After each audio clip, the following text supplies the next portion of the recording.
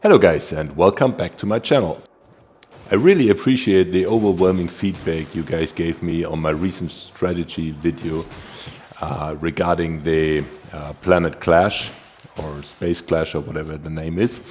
And this is a little follow-up video, and we are doing tier 6, 7 and 8 in this one here and answering some questions I received on my strategy video.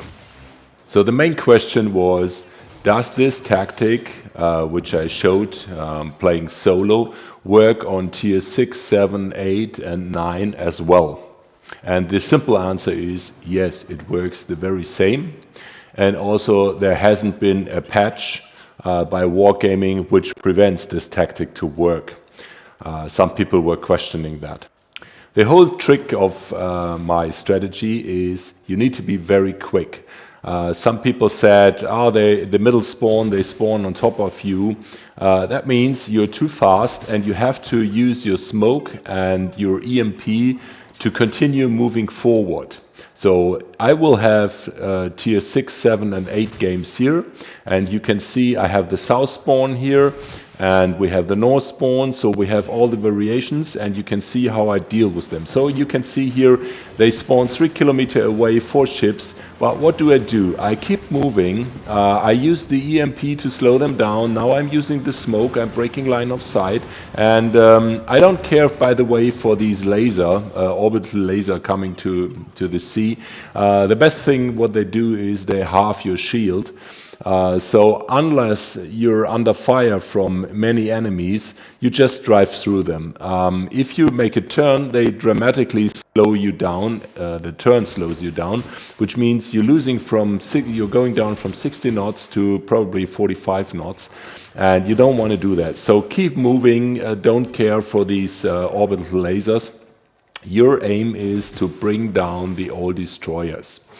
And the biggest issue is that the other team, you see I'm driving just through the laser here, the other 4 teammates, they sometimes or often struggle getting the 15 kills, because your team needs to have 15 kills before you kill the last AllDestroyer.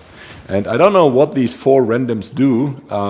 If I deal with the AllDestroyer all the time, they sail around, I don't know, they sometimes really struggle. So I think 1 or 2 of these games, I think this one or the next one, I even had to go back to secure 2 more kills before I killed the AllDestroyer, just because the randoms didn't get it. But generally speaking, the tactic is the same. You keep spamming the torpedoes on the AllDestroyer. You want to spam as soon as possible to start the flooding, because the higher the tier, the more HP the AllDestroyer has.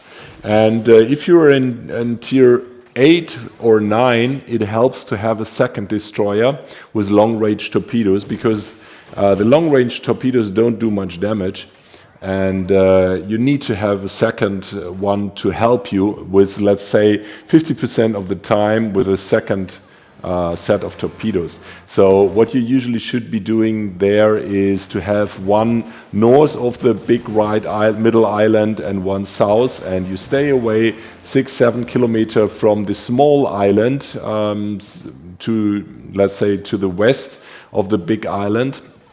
And in that corner you are safe. That's the safe parking place, like I described in my strategy video. And if you have 1 north, 1 south, easily done.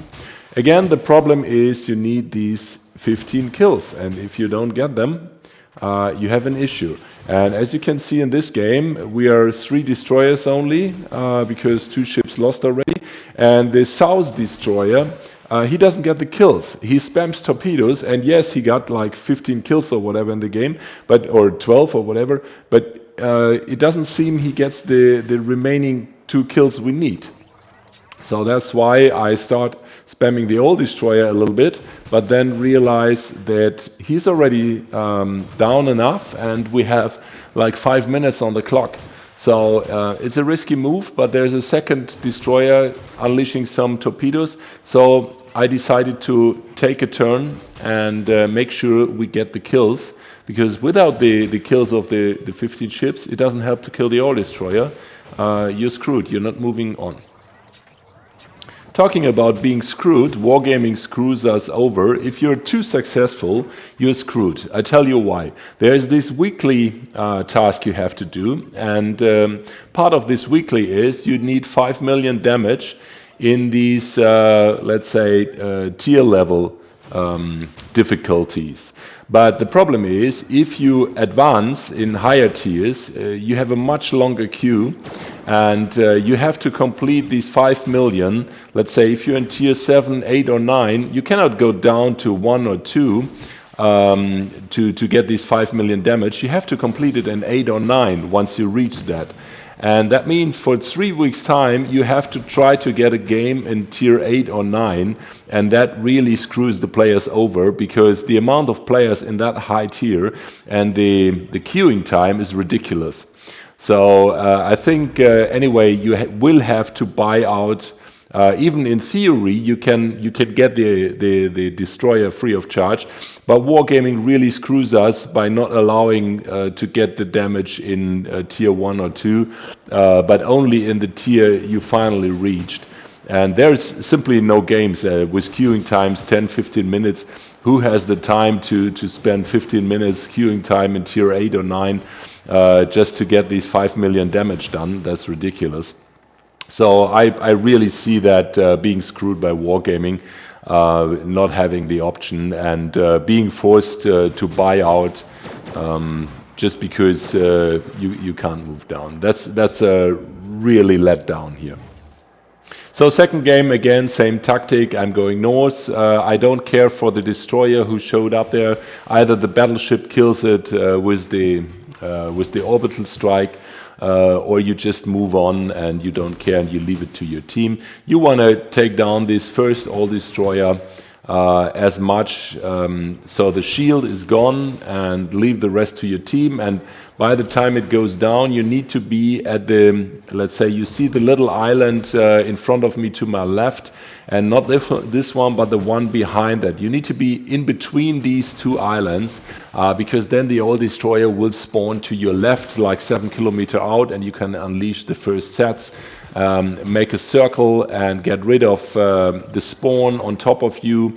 And that's a little bit tricky, because the team is probably not able to close in or move in, and the clock is ticking. So you have to be very tight here in the higher tiers in terms of your movements. You can see I'm already unleashing my torpedoes. I keep moving, knowing there will be a spawn in front of me on top of my head like 3 kilometers out.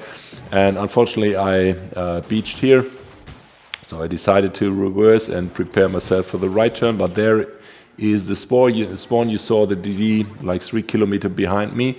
I triggered the smoke to distract him a little bit, and then I triggered the EMP to get some ground, and I make the left turn because I need to get back to the AllDestroyer. He's not down enough. I need to make sure he catches more torps of my ship for my team to be able to close in.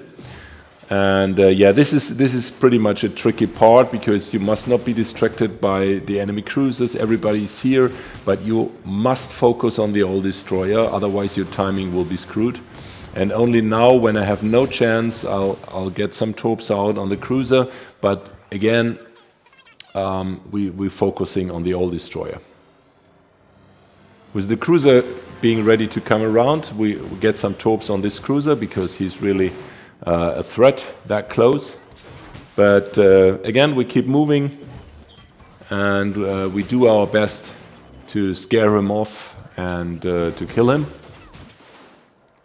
And depending on how quickly you are, the enemy team will chase you, because you're visible to the enemy team. So that's why I need to use my smoke. I need to bring down the cruiser, and then again we're going back to the AllDestroyer, helping the team. And you see we're 30 kilometers out. And the funny thing is, the my team is telling me where to go. So I think I explained everybody how this works, and they are pinging me the position they want me to be. So that's pretty funny. But yeah, that's okay. At least they understood the game, and we have some more competent players, even in solo, in the higher tiers. So since they told me where to go, I think they understood their task. So that made me really move off. I'm trusting them. They can get the AllDestroyer down and damage him enough for 50%, so I can move on and get my usual turn. So the usual turn is behind that island, which was just pinged. We are in reach of 8 kilometers of the AllDestroyer. We start unleashing the first sets, but we keep moving around that big island. We going to our final parking position south of the big island, 6.5 kilometers away from the small island south of the big, because there we expect the destroyer and one cruiser spawn, and we need to make sure they don't spot us. So we want to stay away 6 kilometers and more, just to be on the safe side. And from that spot we are undetected. All the spawns will chase our team, and we have a very quiet time finishing the AllDestroyer. The only thing what you have to pay attention is timing is very tough here. So you see we passed the 5-minute mark, and if you miss to be here and to already started killing the AllDestroyer by the 5-minute mark, you can bail out because you're not gonna make it. And you can see the team is still pretty busy. The blue destroyer trying to catch up, but I don't seek engagements here. I just stay focused on the AllDestroyer. And ideally we want to be broadside to hit all 6 torpedoes per set. At the moment we're hitting 4 or only 2 sometimes, because the AllDestroyer is angled. But you can see the blue circle, which is the 5.3 kilometer detection, and it's already reaching the small island, and there's a spawn I was waiting for. So the DD is 6 kilometer out. Now we can move forward because they will be pushing into our team, so they move out, and we trying to get the broadside now, and then it will be much quicker to get the AllDestroyer down. We have like 3 minutes left, so that's sufficient time to kill them. No matter what the team does, we go to the parking position and keep spamming torpedoes until he's gone. So like I said at the beginning, this strategy works every tier, every game.